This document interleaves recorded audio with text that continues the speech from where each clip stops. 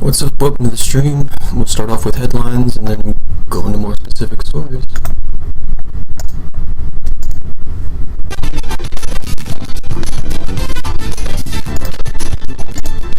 Welcome to Democracy Now!, democracynow.org, the War and Peace Report. I'm Amy Goodman.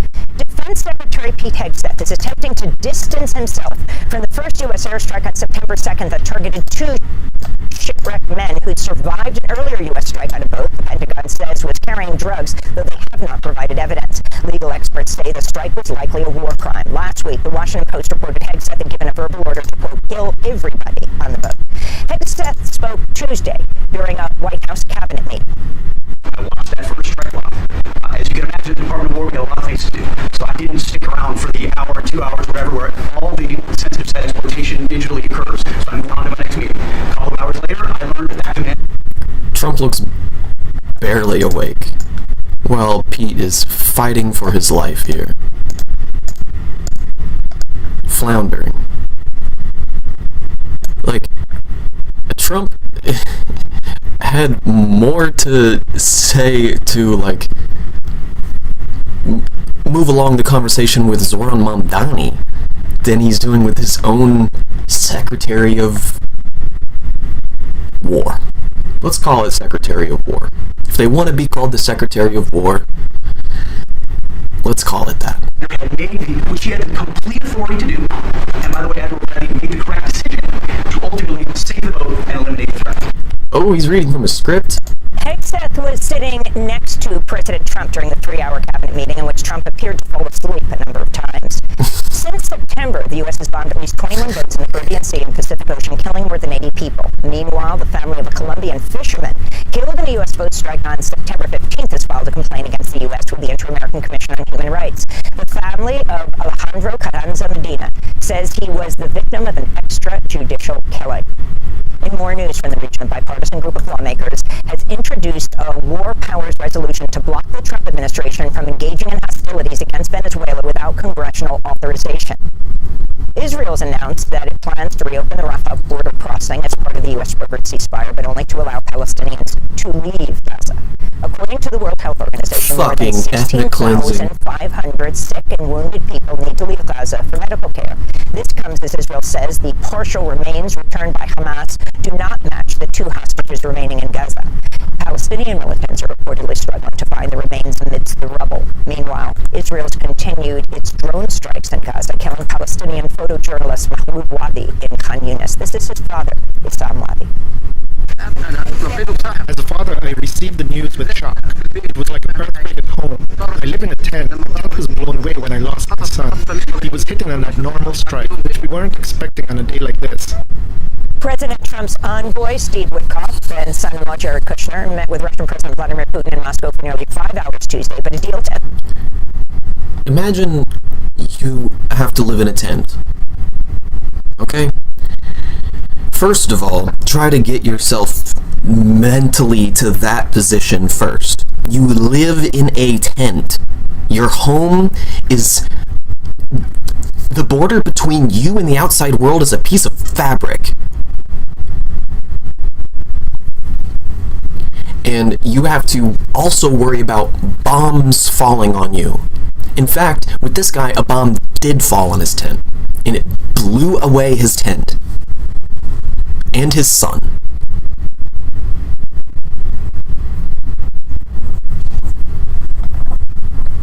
This is still happening every single day in Gaza. the war in Ukraine was not reached. Russian officials described the talks as constructive, but said, quote, no compromise was reached on certain issues.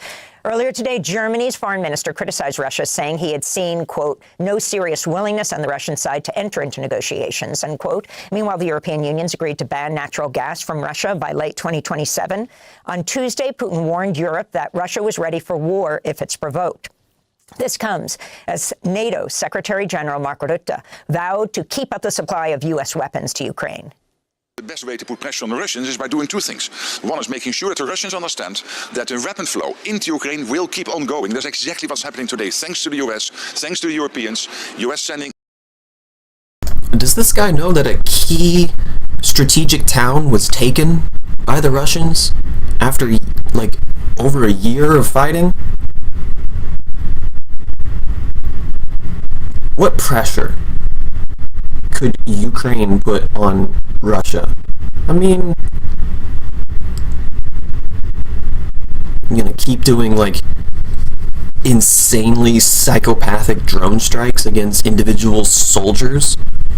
That makes you look good, doesn't it, Ukraine? It's crucial gear to Ukraine, paid for by Canada and European allies. New details Really makes you seem like the good guys. Trump's decision to pardon former Honduran President Juan Orlando Hernandez, who was released from prison Monday. Hernandez was sentenced last year to 45 years in prison for trafficking hundreds of tons of cocaine into the United States. And every now and then, I'll check in on a couple gore sites that I know of, just because.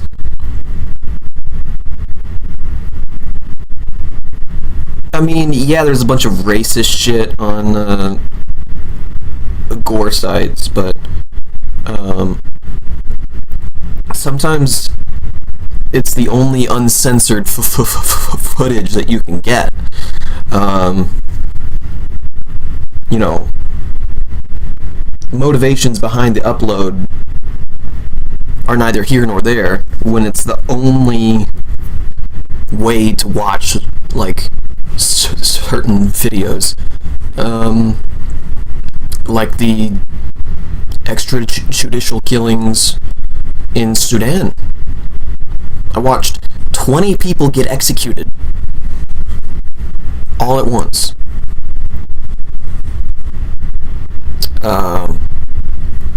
By that, like, insane warlord that's they have, like, their group of soldiers are literally called, like, the horseback riders or the camel drivers. They are brutal, and they ride on horseback or on the backs of camels, and they just machine gun entire towns. And this faction, this murderous faction, has been absorbed into the military now, into the current standing army. I wish I had the names of them off the top of my head, but I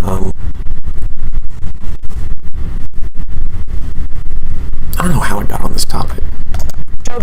For trafficking hundreds of tons of cocaine last year to pardon former Honduran President Juan Orlando Hernandez, who was... Oh, it was because the guy was talking about how Ukraine can keep pressure on Russia. I watched a video of a Ukrainian drone flying up to a Russian soldier, and the title of the video is "Drone Operators Are Psychopaths," and it just, like, flies up really close to him. Like, the dude knows there's a drone right in front of him. He can hear the propellers, but he's choosing not to look at it in his final moments. He just wants to be at peace. But no, the drone operator stays there and hovers until the guy looks up and then drives straight into his face and explodes. Psychopathy. Released from prison Monday, Hernandez was sentenced last year to 45 years in prison for trafficking hundreds of tons of cocaine into the United States. And October, Hernandez wrote a 4-page letter to Trump seeking a pardon, claiming he'd been unfairly targeted by the Biden administration. The letter was delivered by longtime Trump advisor Roger Stone. Some Republican lawmakers have openly criticized Trump's decision. This is Republican Senator Thom Tillis, who said, quote, "It's a horrible message. It's confusing to say on the one hand we should potentially even consider invading Venezuela for a drug trafficker, and on the other hand, let somebody go," unquote. It's unclear if Hernandez will attempt to stay in the United States or return to Honduras. On Tuesday, some Hondurans in the capital Tegucigalpa criticized Trump for freeing Hernandez and for meddling in Sunday. It's such a half-assed, fractured attempt at regime change compared to 2003 with the war on terror.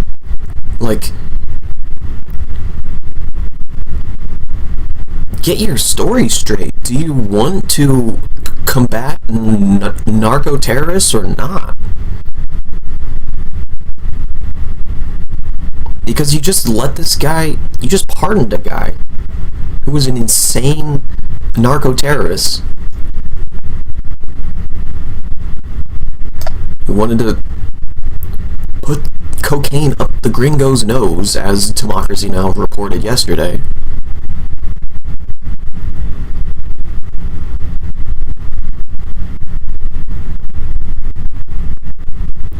It's fucking insane. Today's election.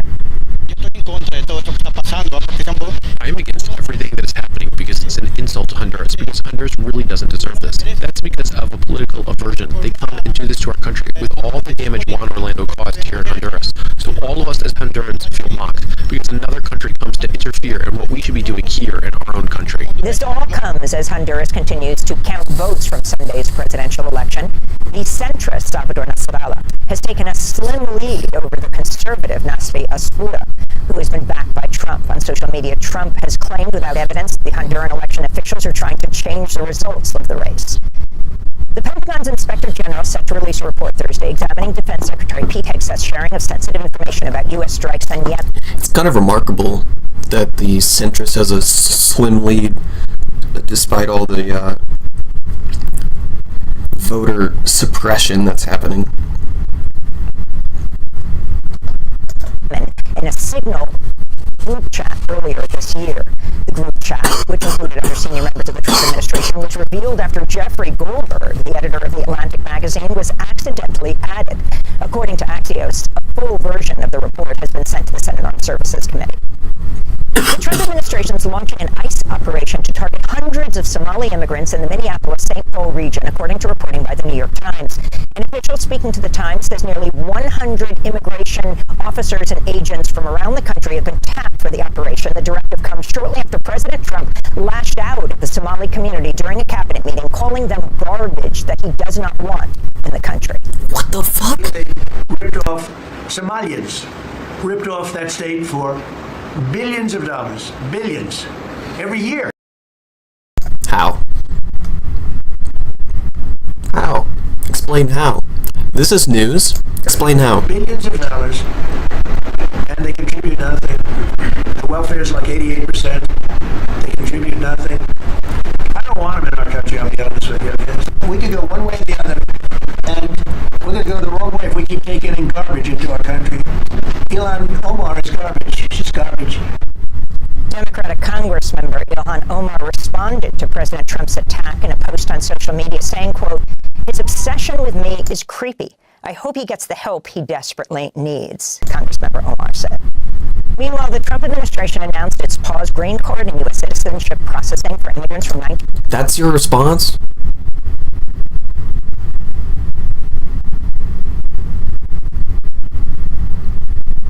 He said way more shit than just about you.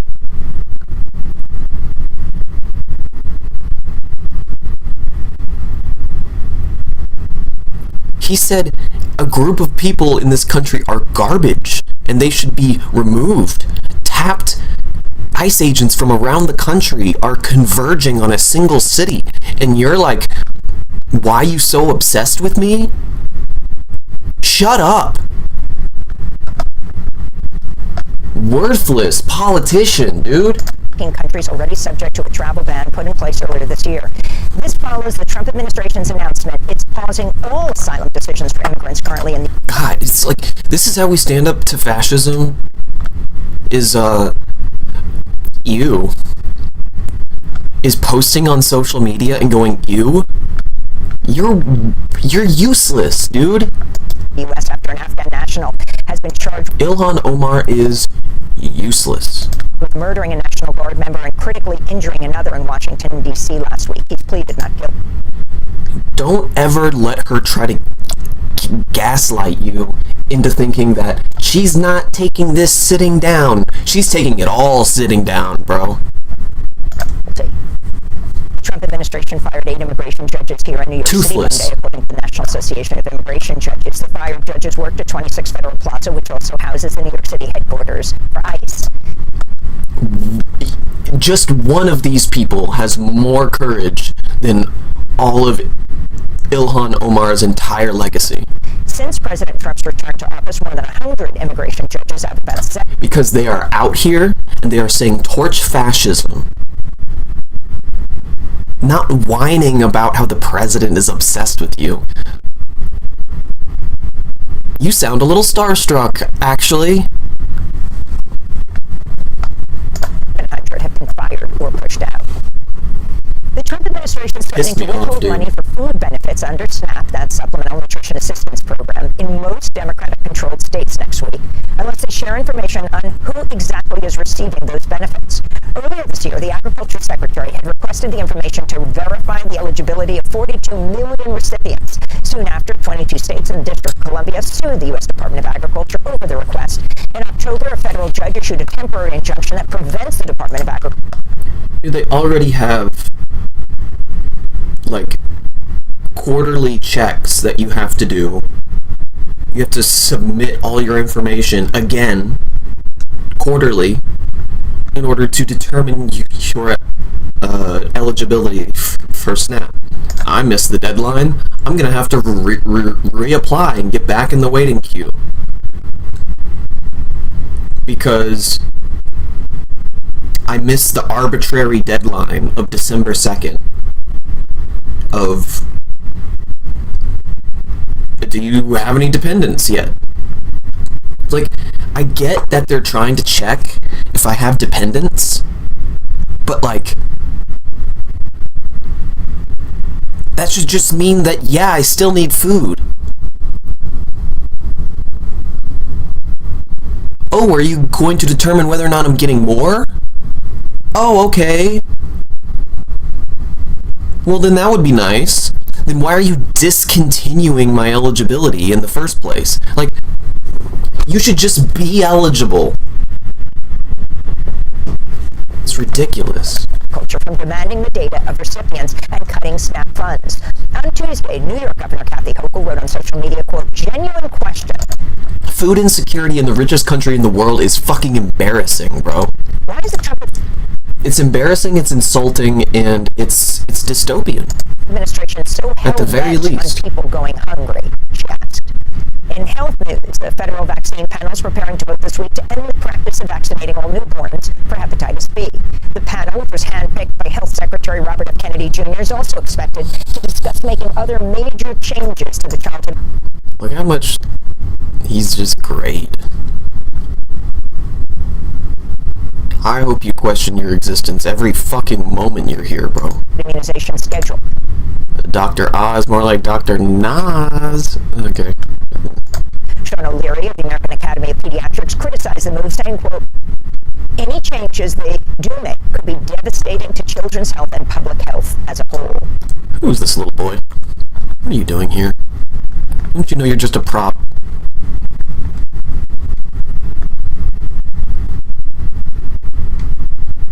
Fucking dork. Any changes they do make could be devastating to children's health and public health as a whole, he said. I mean, look, I don't care what age you are. Do you want to stand up in front of, like, the whole world with the president and RFK Jr. and talk about how we're going to stop vaccinating babies? Oh, as long as I get to be in the Oval Office, Mom. A federal judge in Boston has blocked the Trump administration from cutting Medicaid funding to Planned Parenthood and its affiliates across 22 states. The Democratic-led states sued the Fucking Hitler Youth. Trump administration back in July after the so-called One Big Beautiful bill contained a provision that brought Medicaid reimbursements to nonprofits that provide abortion. In her ruling, U.S. District Judge Indira Talwani said the law would, quote, increase the percentage of patients unable to receive birth control and preventive screenings, thereby prompting an increase in states' health care costs, unquote.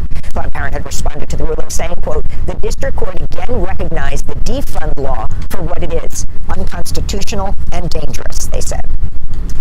The Trump administration is reversing the reinstatement of 14 FEMA workers who signed a petition earlier this year warning the cuts to the agency were putting the U.S. at risk of repeating the mistakes made during the response to Hurricane Katrina. Soon after they signed the letter back in August, FEMA suspended the workers. Last Wednesday, they were reinstated, but hours later, they were suspended again.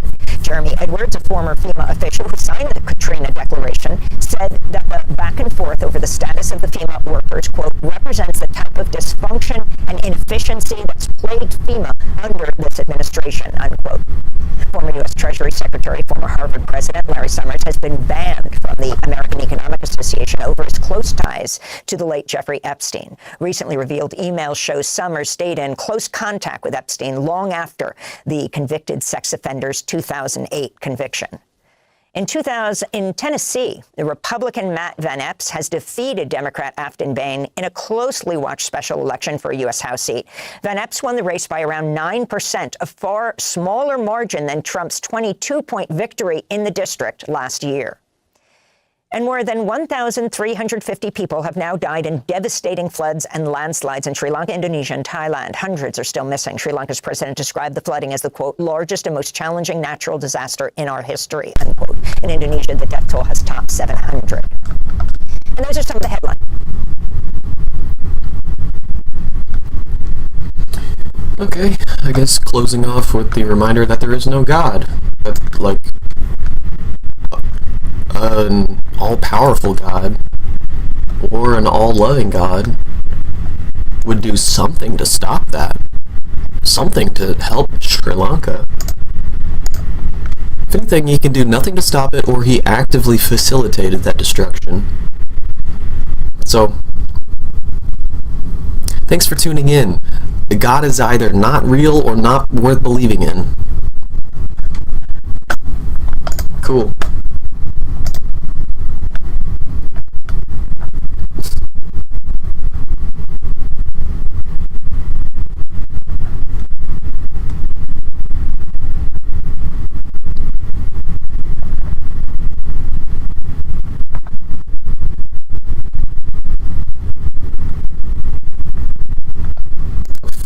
Happening now in Altadena, incredible video here. You're looking at a large bear somehow squeezing itself into and out of a tiny crawl space under a home. A homeowner facing a serious problem today, saying the stubborn animal won't leave. Eyewitness News reporter Josh Asper live in Altadena with more on the video and what is being done today, Josh. And Mark, here right now is underneath that home behind me. How do I know that? Well, throughout the day we've had looky-loos, all sorts of people come by here trying to get close, and that is when, from our vantage point here, we've heard a loud roar. That's when those folks have been coming, running right back towards us. Crawl spaces under homes can be tight, even for a bear, but this now famous Altadena bear has made the narrow space. Oh, he's protected. He's got a tag on his ear. Under Ken Johnson's home, a den for the winter. I think the longer he's there, the more comfortable he's going to be in the police won't end. Bro, he's gonna have a grizzly bear coming up through his fucking floorboards one day, man. Oh my god. He's gonna be cooking in his kitchen one day, and he's just gonna have a paw just come out of his floor, dude. Jesus. The bear is famous in this neighborhood along Altadena Drive below the San Gabriel Mountains because it's been spotted almost every week for over 6 months. Some residents believe the Eden fire destroyed its home, which is why it now roams their neighborhood looking for shelter and food. Our neighbors had a bear, and I hear now there's one across the street, and it's in the mountains, and then we burned, so they had to go somewhere. They had no place to live. Where are they going to go? Nice dark basements, perfect place. The size of this particular bear who is tagged concerns Johnson.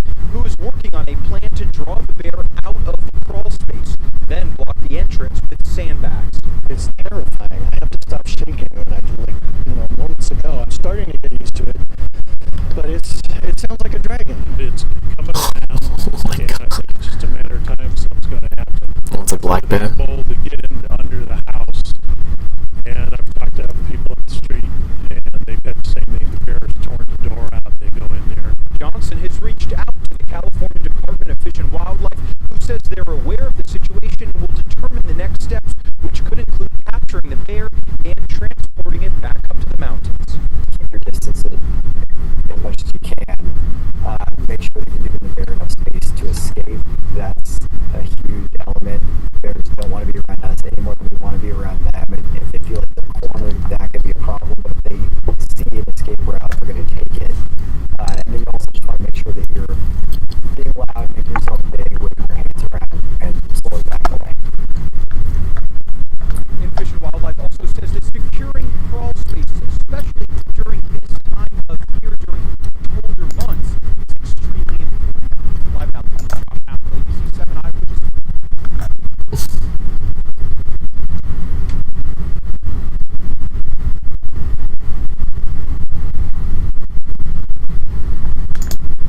This is Democracy Now!, democracynow.org. I'm Amy Goodman with Juan Gonzalez. We end today's show with a new immersive archival documentary about the historic 1999 protests in Seattle against the World Trade Organization, corporate power, and economic globalization. The film's scenes of the militarized police response and National Guard troops in the streets of Seattle seem eerily familiar. It uses more than 1,000 hours of footage from the Independent Media Center and other archives. This is the trailer for WTO 99.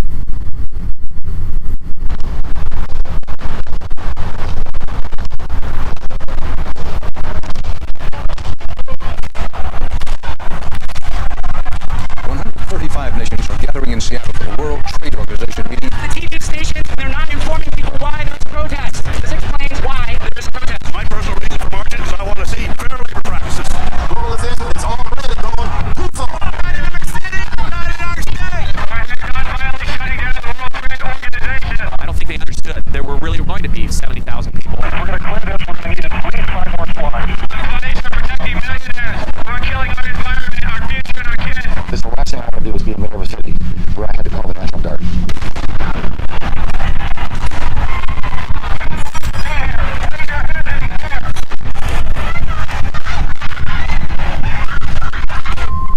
Before the 1999 protests, Congress debated a bill to support the creation of the World Trade Organization as an international judicial body to govern global trade. This is Senator Bernie Sanders at the time in another clip from WTO 99. I think there is an important issue of sovereignty. The American people are increasingly alienated from the political process, and the World Trade Organization only takes What a fall from grace, Bernie Sanders. more and more power out of the hands of local government and state government, and it gives it to nameless bureaucracies abroad that operate in secrecy. More than What nameless bureaucracies that operate in secrecy have gone untouched because they are connected to Israel that you have overlooked, Bernie? 40,000 people tried to shut down the WTO meeting in Seattle. They used nonviolent direct action, but were met with massive amounts of tear gas. In this clip from WTO 99, we hear a police announcement to protesters.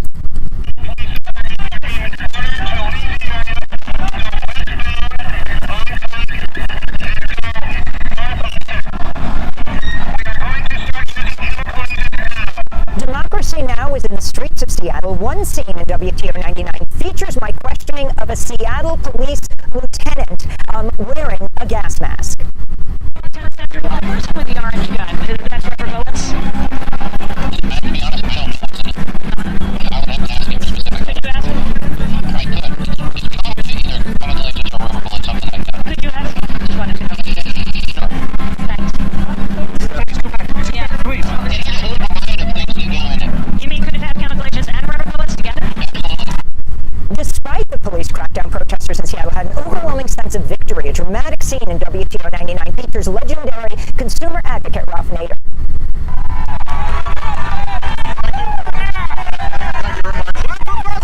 I'm sure you realize what a historic week this is here in Seattle. I'm sure you realize that never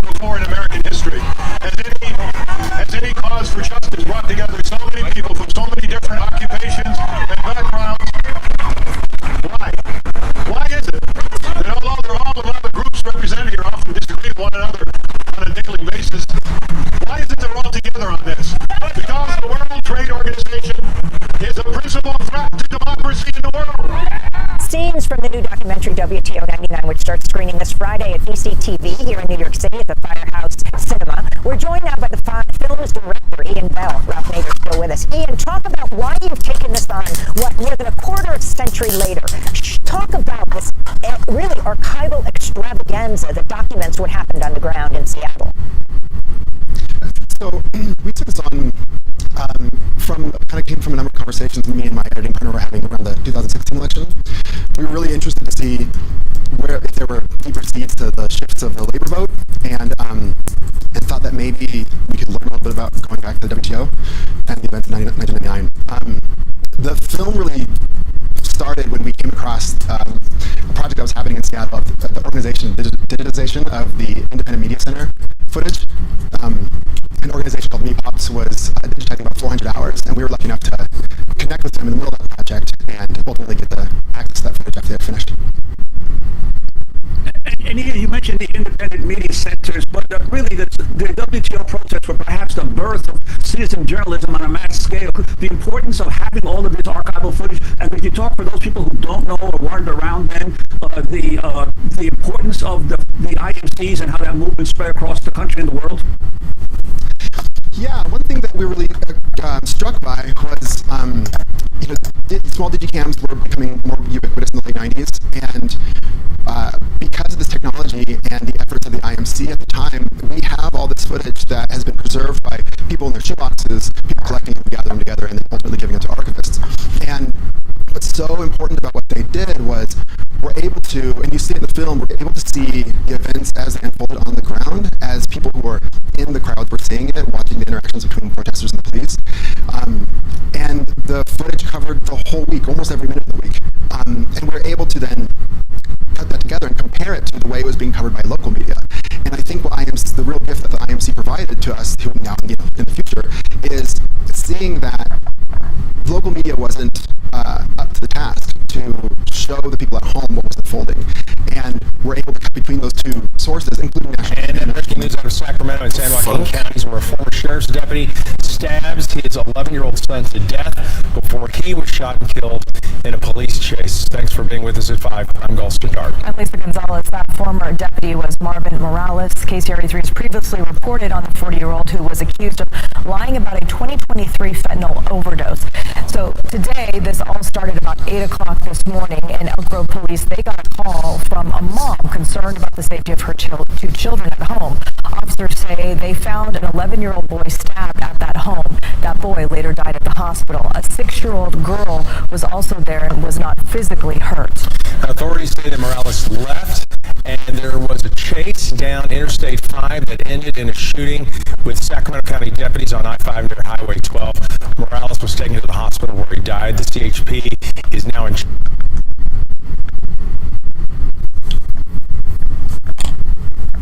Fucking insane.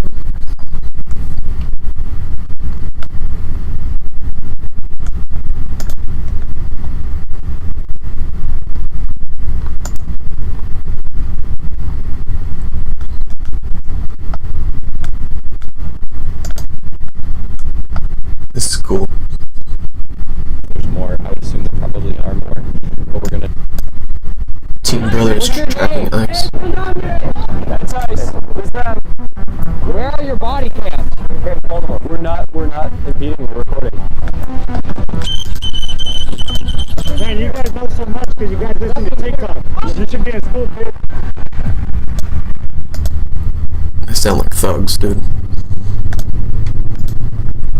They'll report that ice is in the parking lot. So far, 1 car verified. We don't know if there's more. I would assume there probably are more. But we're going to go and try to get plates and any information we can document. Yeah, they're right over here. Okay, here we go.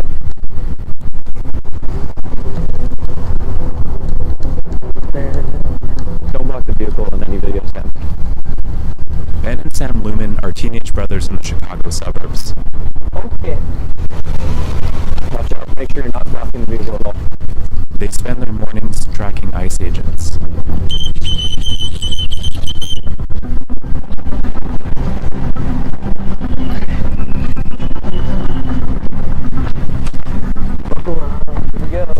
Our position in this is to get that initial filming, just show up with cameras and they're gone. We have other patrollers that are gonna monitor their direction. The biggest thing right now is I don't know where they went. It's like having the IDF on American soil. It's crazy. When we have a lot of responders out there, it makes it difficult for us to operate because we're constantly getting the location of the vehicles, so they have to spend their day kind of dodging us instead of committing these illegal arrests because they know the cameras will be there whenever they get out of their car. And getting the names of anybody being arrested is really helpful because if we don't get the names of these people, then they just disappear and they're gone. They're very unpredictable and violent, so always I'm trying to keep an eye on what they're going to do and be one step. You say unpredictable? People, then they just disappear and they're gone. They're very unpredictable and violent, so always I'm trying to keep an eye on what they're going to do and be one step ahead of them. Everybody get in your car and follow! Follow them! Back away from our vehicles now. Back up. How did you guys get involved in this patrolling work? It was a morning in September. My mom turned my light on, turned my fan off, and said, Ben, ICE is in West Chicago. They just made multiple arrests. We have to go. We've learned a lot about what's really happening and how immigration works, and a lot of how messed up the legal process is throughout it. How much the Trump administration has just torn apart families and destroyed lives through their operations. The Trump administration says they're prioritizing violent criminals for arrests and deportation. They say they're targeting violent criminals, but time after time we find out that these people who've just been taken in front of our eyes and put in handcuffs and shoved into a car have no violent background. What's your phone number? These are our neighbors being taken. They're members of our community. It's evil. They're just people with families that are trying to live. Since September, federal agents have roamed the Chicago area, arresting thousands of people. Operation Midway Blitz, as ICE calls it, is part of an aggressive immigration crackdown across the country. The Trump administration insists that they're targeting violent criminals, but their own records show otherwise. According to a document from the Department of Justice, out of 614 people arrested during Midway Blitz, only 2.6% were deemed a high public safety risk.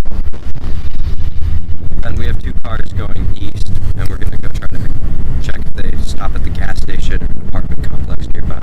Are you sure that those two cars are ICE vehicles? So we've checked the license plates, and they match previous arrests. I think the count was up to around 95 plates that Sam and I have verified at different encounters. That's a lot of ICE vehicles for the Chicago suburbs. We're with ICE patrols. What are you guys seeing? We heard that there was a Denali in the area. Denali, I guess somewhere in the corner by where that truck is going over there. Got you. Okay. Pickup truck. Thank you so much. All right. Damn, they got the types of cars memorized and shit. Like fully out of the vehicle now too. Oh, and there's guns, big guns. That's terrifying. Okay, let's. That's a big gun.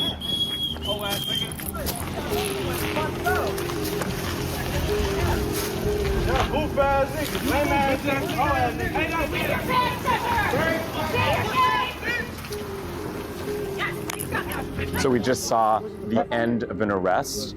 Community members here say officers pulled up to this car and two men ran from it. They grabbed one. People here are too afraid to talk to us, but they said that the man who was arrested repeatedly told them he had a work permit, but they put him in the car anyways. We're gonna stay here. You think? We're gonna hold down this area. Yeah, that's right. I'm gonna keep GoPro rolling. I turned my phone off. We're gonna hold down this area. There's been a lot of ICE activity over the last month. That's smart. Don't just rely on your camera phone, because iPhone cameras are the most taxing on the phone battery. Like, there's nothing more taxing on your phone battery than operating your camera. So to have a backup camera and to conserve your battery, like, you can't have a bunch of like external batteries and stuff on you. That's just don't worry about that. Like, charge it in the car when you can, but like, hold down an area, put your GoPro on, because that's optimized to film for long periods of time. Get like a trail cam, you know what I mean? Like, these cameras are meant to be recording for long periods of time, and then you get the footage later. Plug it into your computer. Back in the day we had fire wires. And just, yeah. Get an external hard drive. Put it all on there. External hard drives are like $40. The GoPros, you could get a good one for like $80. They've been terrorizing the town, picking up people left and right. I grew up in the United States, but I mean, for the first time in a long time, like a couple months ago, I was telling my wife, I felt uncomfortable being the only Mexican restaurant. I shouldn't feel like that. Immigrant families across the Chicago area are now dealing with the aftermath of the raids, including the family of Ricardo Aguayo Rodriguez, who was arrested by federal agents while riding his bike on a Sunday morning. A video of the incident went viral. Can you tell me what happened to your brother? Mi hermano fue a comprar algo de comer en la marqueta y cuando venía de regreso, ahí estaban los de la migración. Lo tumbaron de su bicicleta, lo tenían en el suelo pegándole. Tenía dos hacia arriba en su pecho de él, dándolo. They punched him in the eye, they knocked his two front teeth out. Now, somebody collarbone, these two guys have to help him stand up, get to the mat so he can't move. They just destroyed this man for no reason. I've seen 1,000% no reason. No man should be beat that bad for something he didn't do. Do you know why ICE arrested him? Pienso que lo agarraron ahí porque... It's a lynching.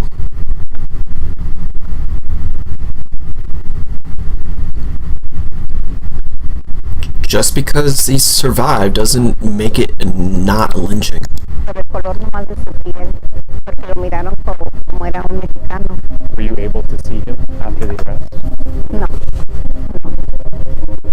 No sabemos cómo está ahorita, no nos dejan verlo, pues nomás porque no lo puedo ver, no sé cómo está. He's been disappeared. Y pues él y yo siempre hemos estado juntos. Y pues sí, tengo miedo de que ya no lo vuelva a ver. Y que se haga justicia por lo que le hicieron, porque eso que le hicieron no está bien. Rodriguez is currently in immigration detention in Oklahoma. Federal authorities claim he resisted arrest. They also say Rodriguez has prior convictions for assault, battery, and drug possession, though it's unclear if that's why he was targeted. Watch out, we've pushed this guy off. He might switch lanes and brake check. Yep. Do you want to open your window? We're legally allowed to record. Okay? Okay, follow him. We can tell from a distance as long as we're recording. No, I need to make physical contact with an officer or their car. We're not impeding. We're just recording. We're not impeding. We're recording.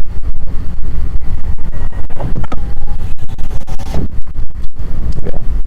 Fucking thugs. Ben, have you gotten warnings like that before? Yeah, I mean, they boxed in our car and pulled us out of our and held Sam against the door with the hands behind his back while they tried to arrest us. It's just empty threats. I mean, they definitely shake you up, but there's nothing they can really do with it. Yeah, they can still detain you, they can still arrest you, but if the charges don't stick, then that's kind of all that matters. Okay, they're here. Let's hop out. Guys, they're here at college. They're here at college for Rebel Truck. We're two white miners who have always had the privilege to live in America unbothered. With ICE, especially, I think it very much changes how they think they can treat us.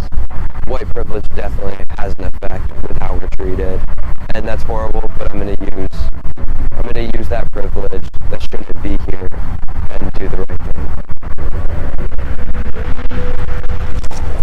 Beautiful. Raised right, dude. Ben and Sam come from a family of 8 kids.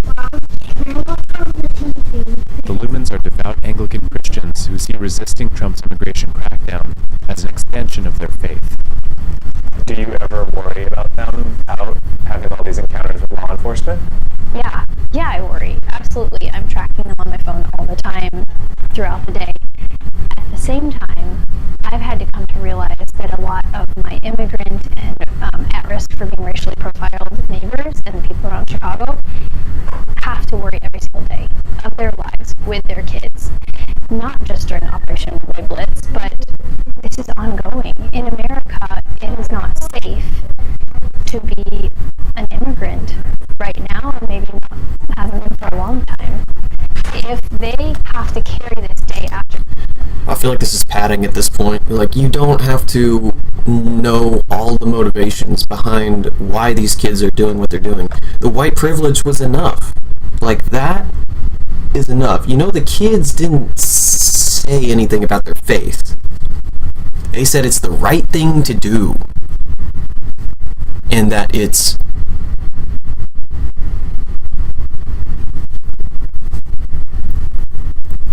they have a privilege that should not be there, so they're using it for the right thing.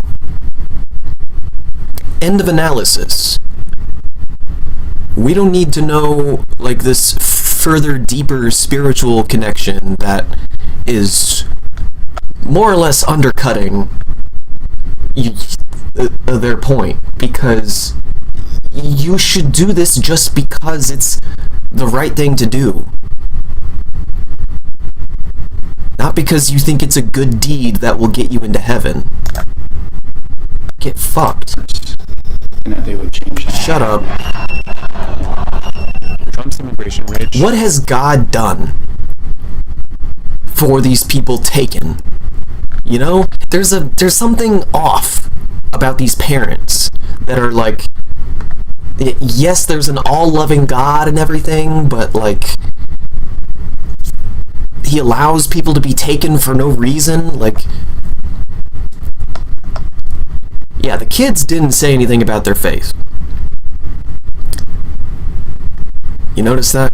Show no signs of slowing down and are poised to expand and intensify over the coming months. ICE's budget is set to triple in 2026, making it the highest funded law enforcement agency in the country. But communities continue to push back. There's even more to be gleaned off of that data. It's larger than some countries' military budgets, bro.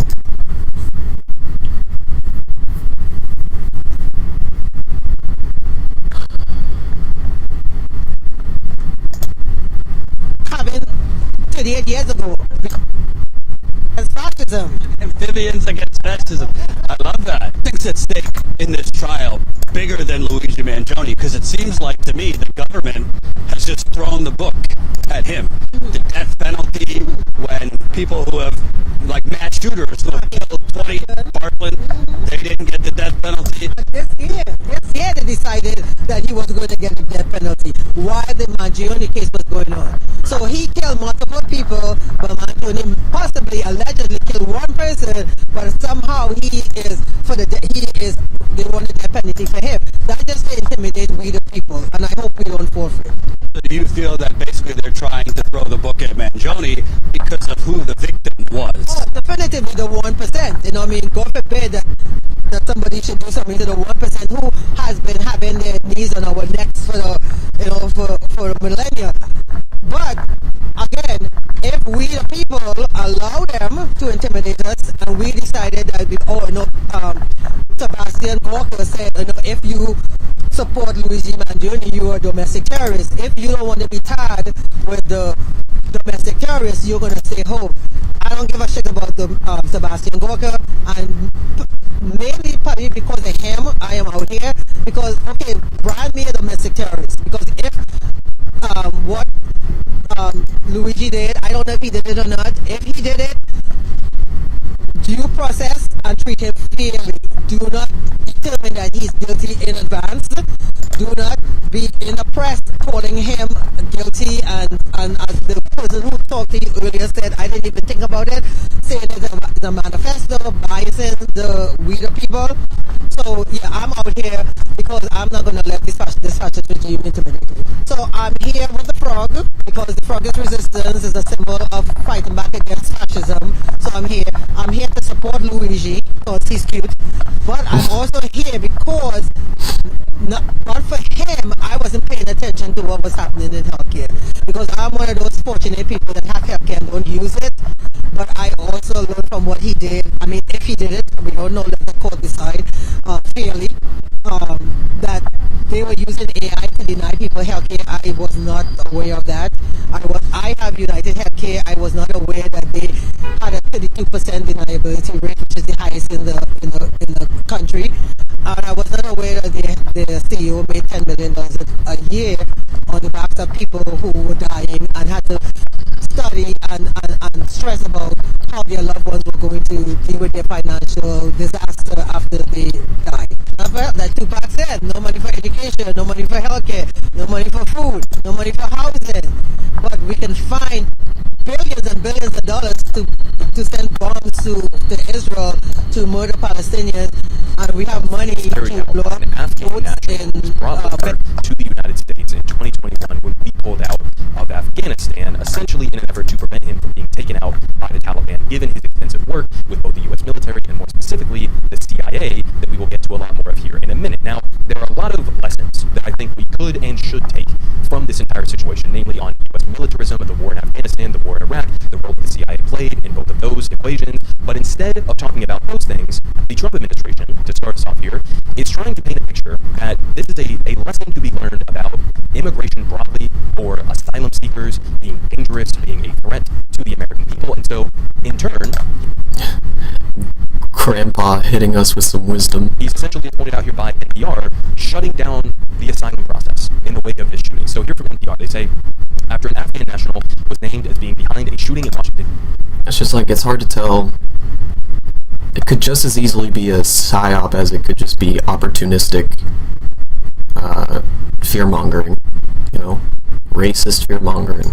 That left one member of the National Guard dead and another in critical condition. The Trump administration said it is halting all asylum decisions. And Joseph Edlow, the director of the U.S. Citizenship and Immigration Services, said Friday night that the agency is pausing decisions until we can ensure that every alien is vetted and screened to the maximum degree possible. Dehumanizing language is so crazy, man. This decision follows President Trump's promise of a sharp crackdown on immigration from countries that he described as third world. So painting a broad brush that anybody coming in from quote-unquote third world is essentially to be held to blame for the shooting that took place. And he's writing on social media on Thursday night, Trump railed against immigrants from impoverished nations, accusing them of being Yes, I did see that Trump was falling asleep. My chat is...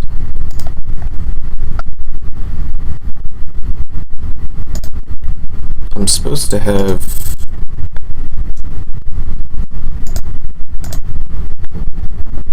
YouTube and Twitch connected. Oh, Twitch is not connected.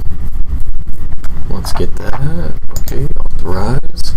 I'm multi-streaming today, so that's why I'm having a little technical hiccups. Alright, I should be able to see your chats now, Foundry.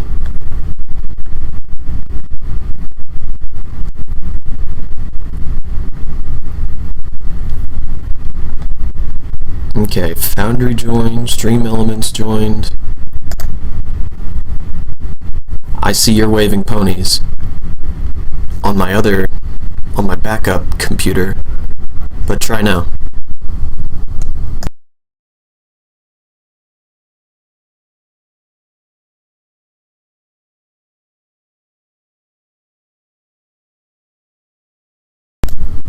Yeah, there it is. Alright, I got it. See, look. Woo! Yeah! I can do all this now without having to worry about pulling it up on... So this is the YouTube and Twitch chat combined into one. Yeah! We're doing crazy stuff today. A burden on the nation's welfare system and preying on natural-born citizens, saying, quote, I will permanently pause migration from all third world countries to allow the U.S. system to fully recover. Only reverse migration can fully cure this situation. Obviously, reverse migration sort of being like a thinly veiled white nationalist dog whistle there calling for all immigrants to go back to their quote-unquote home country. So that's what Trump is trying to get us to take as a lesson from this situation, that immigration is dangerous broadly, the asylum process is dangerous broadly, and all of these people that are in our country are a threat to the American people. Now, what is the real lesson that we should be taking from this? Well, here to start to paint the picture from Dropside News, where headline is, locals say that the National Guard shooter was imprisoned in Afghanistan after zero-unit killings. So a little bit more on the zero units that the CIA was backing in Afghanistan. So the shooter himself, his name was Rahmanullah Lakhdwal, who was arrested for the shooting of 2 National Guard soldiers last week in D.C. He was briefly imprisoned in Afghanistan alongside other members of the zero-unit team, according to 5 Afghan sources. The detention by local government forces came after zero units killed Afghan police forces in Kandahar that they were supposed to be defending. Notwithstanding their arrest, there were no long-term consequences for the zero units. The Afghan state had no authority over them, and the Americans shielded them. During his first few days in prison, which Lakhdwal and his comrades had to face after the incident in Kandahar, they still received pay from CIA sources. They continued. The Afghan father of 5 was not a simple interpreter or contractor like many of the thousands that were evacuated from Afghanistan at the time. He belonged to a notorious militia created by the CIA at the height of the war on terror, again, the so-called zero units. These forces operated in several regions in Afghanistan. In his home province of Khost, parallel structures like the Coast Protection Force did the same, and together they formed a network of loyal proxies that the CIA relied on for. What is that? This looks like a, that looks like a fuzzy caterpillar, and that looks like a slug.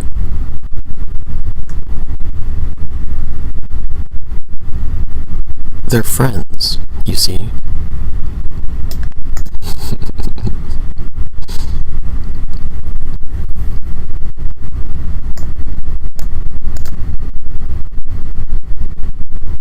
It was supposed to be a paw.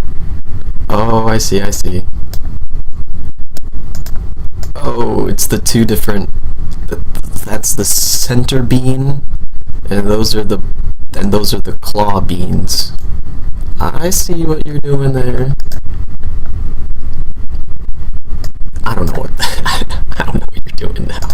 Night raids, intelligence work, and counterinsurgency, often operating far beyond any legal or moral boundaries. To put it lightly, we'll get to more specifics here in a second. They say sources in Lakhdwal's home district of Lakan say that his unit did not only operate in Khost, but also carried out operations in Kandahar, where they committed war crimes. One of his ID cards, which has been published during the last days, also says that he used to be part of the U.S.-backed Kandahar Strike Force under the branding of the Zero Unit stationed in the province back then. And according to several people from Lakhdwal's neighboring village, members of his unit were notorious criminals. Another man from Khost City, who knew Lakhdwal personally and asked to remain anonymous, claims that his unit regularly raided random villages, and that some members were not happy about killing fellow Afghans without any proof of their Taliban background. So you're starting to get it, right? These are essentially CIA-backed militia forces, hitmen for the CIA, that are committing war crimes that the U.S. military and the CIA broadly don't really want to directly commit themselves, right? Okay, so that's a really long title. He said, paramilitary, CIA-backed, extrajudicial, what? Just say kill squad. That's what they are. They're just kill squads. Death squads. Essentially, CIA-backed militia forces, hitmen for the CIA that are committing war crimes that the U.S. military and the CIA broadly don't really want to directly commit themselves. Yeah, the death squads. Kill squads. These zero units do some of the dirty work for us in Afghanistan as we are working with drug lords.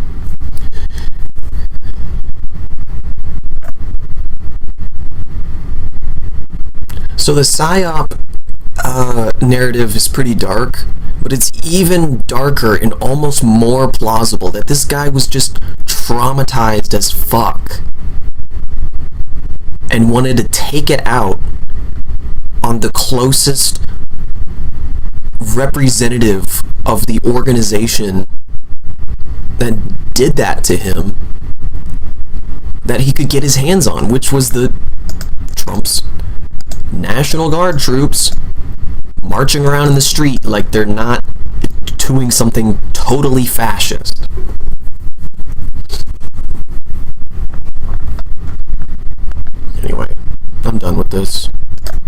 you got, Foundry?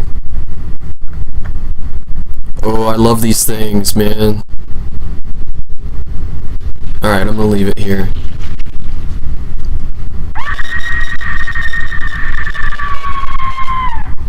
Bro, I was watching a short where they, a group of kids were running into another group. They were exploring this like really dark abandoned tunnel in the middle of the woods, and a couple guys had gotten to them before, and they're like, "Oh, all right, we're gonna scare these guys with one of these death whistles." And then he plays it down the tunnel, bro, and it echoes so bad, or like so good, so well, I suppose, and like scared the fuck out of those guys. Make people shit themselves? You bet your ass. You could hear them screaming. They were like, "Ah!"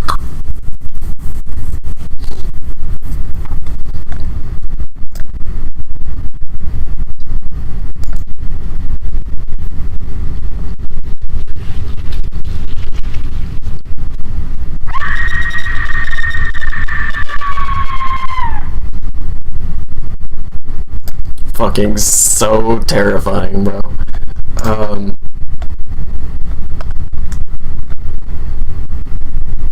Oh, we got a fresh one from Good Politic Guy. Hello. But first, let's watch Alaska Bull Moose fight destroys my fence. Alright, guys. So we had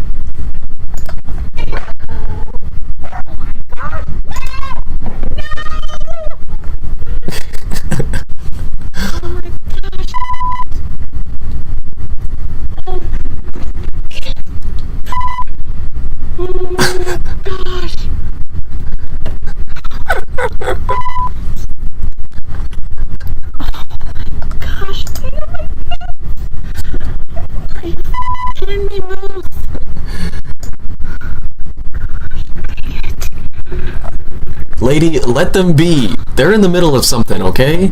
Your fence just happened to be in the way, alright? Get out of here! Go! Go, go, go! Get out of here!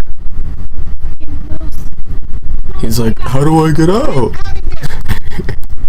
I can't, your fence is in the way. Oh, here he comes. Ah!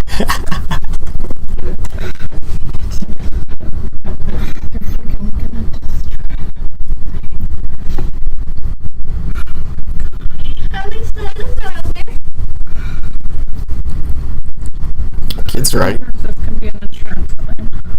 I was about to say, yeah.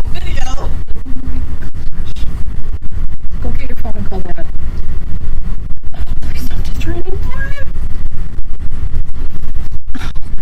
Bro, at least they're not busting into the living room, you know what I mean? Like...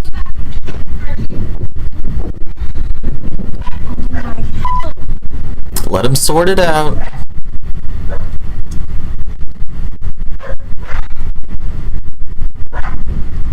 Marty, stop! Dad, two moose are hiding and destroyed our fence. Two moose are fighting on my porch and they have destroyed my fence. Look! Go into FaceTime. Go, please, go, get out of here. Please, He has to confirm that he heard it right. No, you can't. They're on my porch. Please, go, Moose. Please, Moose, go. Please, go. Please, get out of here. Go. One just broke a horn. No, they're... I've got it all on video. Oh, please. I wonder if that hurts. Part of my fence. Like, this one has a bloody eye. Moose, please go. Please go. Go, go, go. Please, go. Please go. Oh my gosh. That is pretty terrifyingly close to the picture window. I'm sure Archie hates that.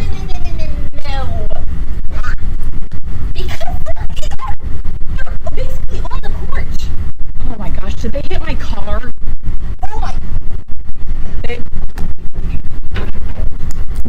destroying my terrible job at staying calm. But Freaking moves! Come on, guys! I have no idea. Hopefully it will cover this. They're destroying my fence. Yes, there's blood all over my porch. Can't get back. Because they could easily...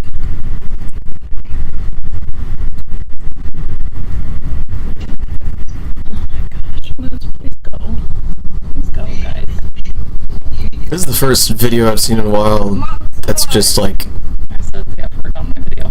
footage. Oh my gosh! Oh, they're gonna kill each other. Gosh, they've destroyed my. I know you like that fence, Mom. They are freaking destroying my yard, Jordan. What do you want Jordan to do? Oh my gosh. Oh, there goes my other fence. Oh my gosh.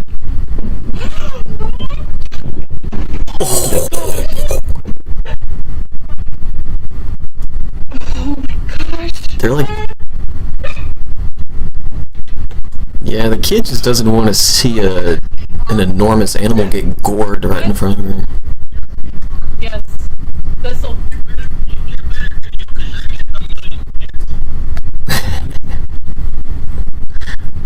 No. He said, "This is content, bro." Go in the bedroom, see if you can see the video better. There. Oh, they just destroyed. Oh my gosh. They just ruined Natalie's porch.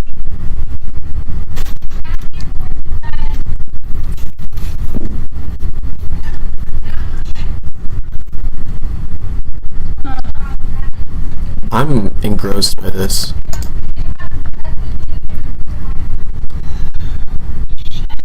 Get out of here, buddy.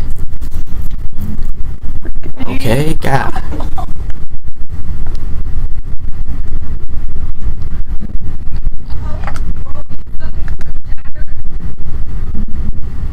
Please go loose. It's like a UFC match when they're like hugging up against the wall. All loose.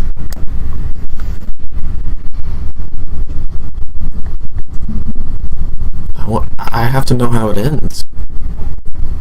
Let's go. Get out of here.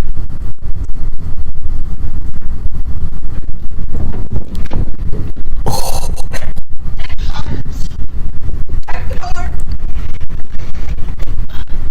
Oh, they're in my. Can you turn this light on over here? It's right behind the door rack. There's stuff all. Yard damage after the moose battle. The aftermath. Blood on the porch, holy shit. Oh, damn.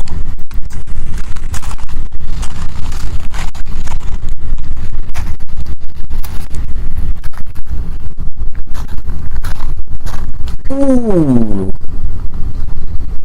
That looks like it was like an antler or a hoof.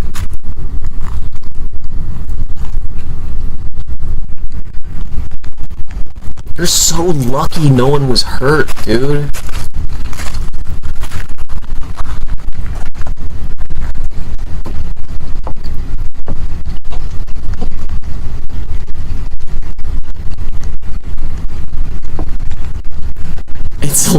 It's like two superheroes were battling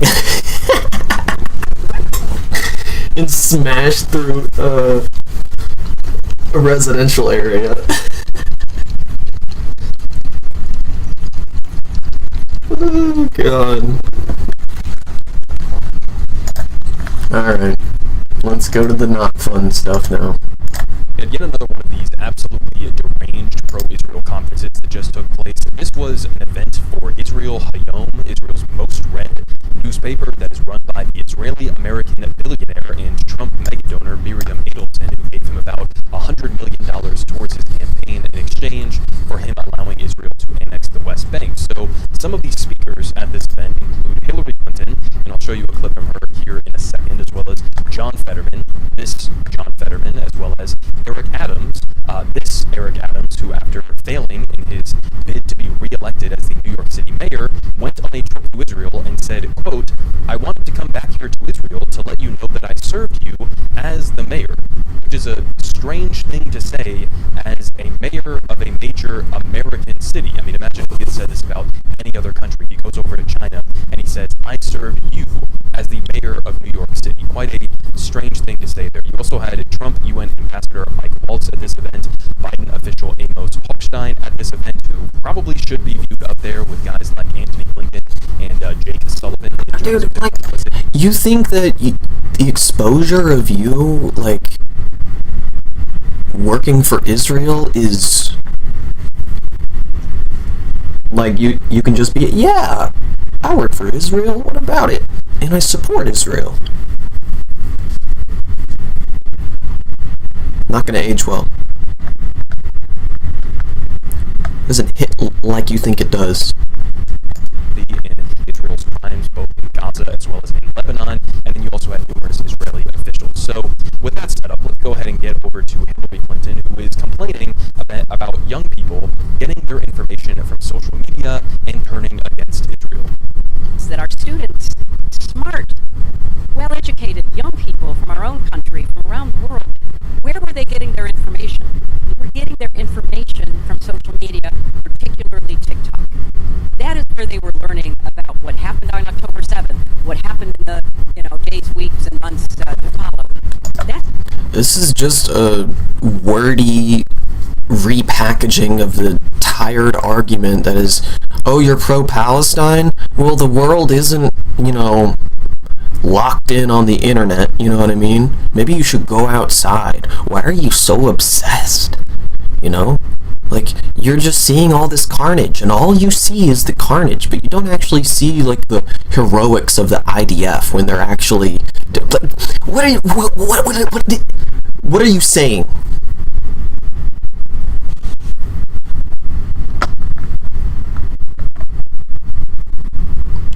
Because the footage speaks for itself. The way the footage of Vietnam spoke for itself. The way the photographs of the Civil War spoke for themselves. The devastation of Gaza? The fall of Gaza? Is not something that you can gaslight away from us.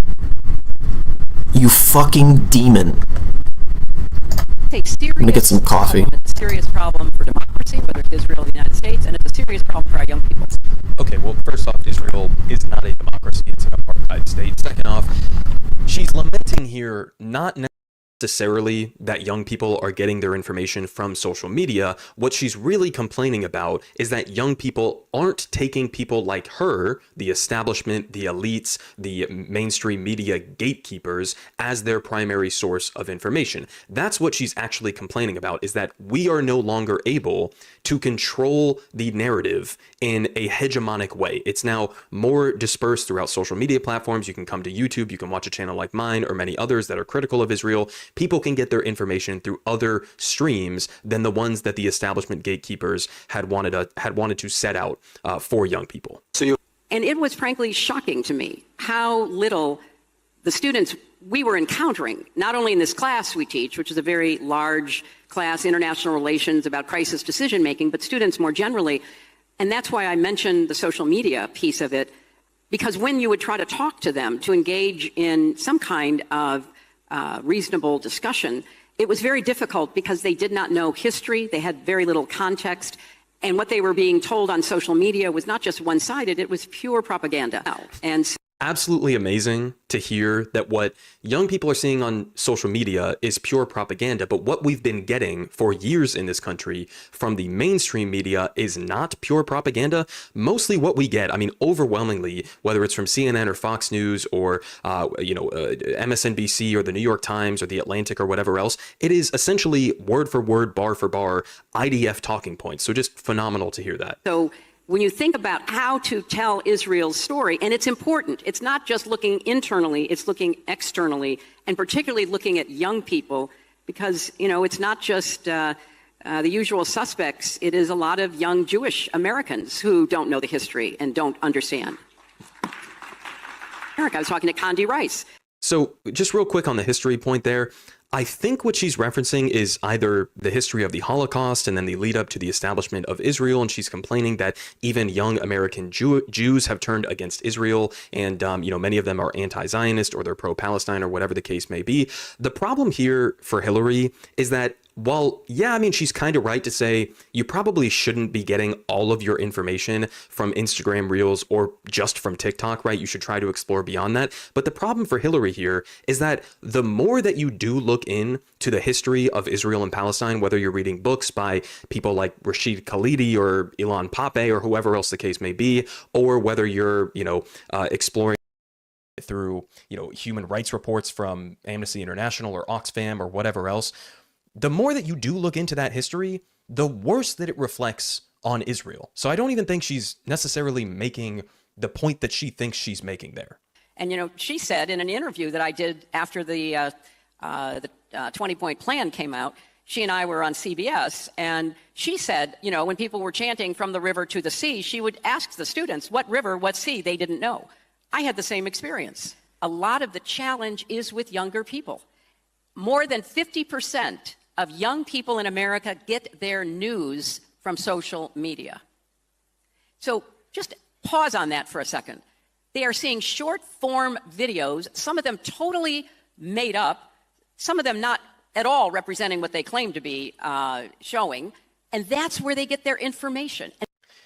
So look, okay, again, maybe you shouldn't be getting all of your information from TikTok, and I'm sure that if you're watching this video, then you've already gone well a step beyond that, but here's the problem, okay? What has radicalized a more normie audience that doesn't really have the time to read a whole bunch on this topic or to watch long-form videos on this kind of a topic? What they've been witnessing over the last 2 years is a very simple phenomenon. We have seen, young people have seen on their social media feeds, a 2+ year long, endless, live-streamed genocide, where you are seeing children being blown to shreds, where you're seeing Israel bomb schools and mosques and churches and refugee camps and hospitals and hospital employees in double tap strikes, going after journalists, going after human rights organizations, food services. All of this has been live streamed on our social media feeds for 2+ years. It's not a complicated thing to figure out when you're seeing that relentlessly as the Israeli government is boasting about it. You see IDF soldiers who are proudly, posting their war crimes on social media. It's not a difficult thing to figure out. It's not as if young people were tricked by some propagandists on TikTok. It's just that they saw with their own eyes what was happening and they said, I don't support that. That's the problem for Hillary Clinton here. And again, her main issue is that people are going to independent outlets or they're seeing directly on their social media feeds what's happening on the ground in Gaza instead of just taking the word of the establishment gatekeepers like Hillary Clinton. That's her real beef here. Now, we move on because I think that it's a good reminder here of another set of clips that we watched in a previous video that I covered, so I won't play them over here again, but she was basically making similar points to what the former Obama speechwriter who's been doing the podcast circuits recently, Sarah Hurwitz, was saying as she spoke at a different General Assembly conference here. And so in this clip, she explained that, and this is kind of the point that Hillary was just making, that Holocaust education was, in her view, initially designed as anti-Semitism prevention, but it's now being misinterpreted by young people as a universal lesson against genocide, even when the victims aren't Jewish. So she was sort of like upset. She was lamenting that young people, specifically young Jewish Americans, have taken the correct lesson of the Holocaust, right? That genocide is bad, no matter who it happens to, right? Or that fascism is bad, no matter which country is fascistic. She's angry. She's upset that young people learned the real lesson of the Holocaust and didn't just take it as this was a unique one-off situation that happened to Jewish people and it could never again happen to any other group of people, or it could never be perpetrated by a state like Israel. So that was kind of similar to what Hillary Clinton was getting at, and it was also similar to this. I thought you were supposed to lock her up, Trumpy. What's up, Yoshi?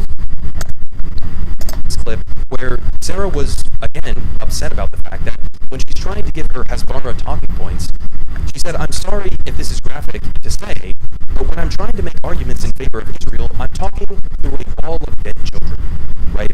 So, again, whose fault is it that there is a wall of dead children that you are having to talk through when you're having conversations about Israel?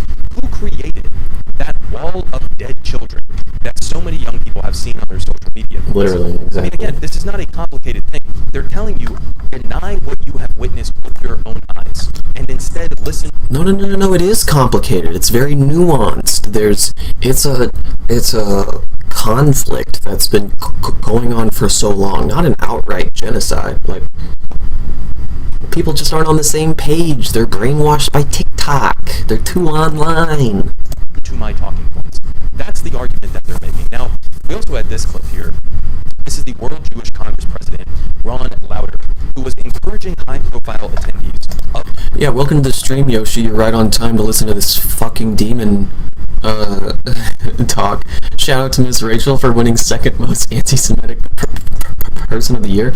Who's the number one anti-Semitic person of the year? I thought Miss Rachel got number one. Anyway. Yoshi, if you're, did you know that if you're pro-Palestine at all, you're too online?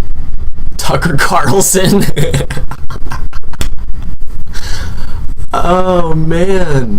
They throw you under the bus if you even have any slight critique of Israel. But let's be real, he does say some anti-Semitic shit. But still, his thing is more white replacement. Nick Fuentes wasn't even on the list. I heard about that. That's crazy that Nick Fuentes wasn't even on the list. Bro. Am I upset for Nick Fuentes? Give Nick Fuentes his flowers, okay? He is the ultimate piece of shit. I have to go to the dispensary for a topical. We'll be back. My back is bothering me all night. Right on. Well, take care. Take care of yourself. Self-care is important. But yeah, Nick Fuentes not making the list is crazy work. This summit in Manhattan to embrace his grand delusions that American politicians like Zoran Mamdani and pundits like Tucker Carlson want to, quote, kill Jews everywhere and are glorifying violence against Jews. I mean, completely unhinged and, as Dropsy says, delusional. And he also went. Yeah, he'd be too happy about it. We did it, boys. We did it. Piece of shit. On in this clip, I just want to play the beginning of this clip because it's just kind of amazing to hear someone outline that if you deny people sovereignty, if you deny them safety, if you deny them human rights, that there are going to be... It's so crazy that Nick Fuentes is banned off of YouTube, yet he still has a presence by, I guess, well-meaning liberals putting him in the thumbnail, being like, Nick Fuentes said this. I'm like, well, if you didn't put him in the thumbnail and didn't talk about him at all, like we're not supposed to be, he's a fucking Nazi, you don't platform these people, no one would know what he said. The fascist enclave would remain its fascist enclave, and us in a moderated space like YouTube or Twitch, we don't have to hear about stupid fucks like those. Because it's against the rules for them to be here. So quit making videos about Nick Fuentes, man, for clout. Putting him in the thumbnail. Yeah, we know he says crazy shit. He's a Nazi, okay? Moving on. Some issues that arise from that. And he says this not in relation to Palestinians. It's do dissidents or something like that. There's even channels that claim to be leftists just harp on Nick Fuentes like it's news. I'm like, libs love fascism, it's their dirty secret.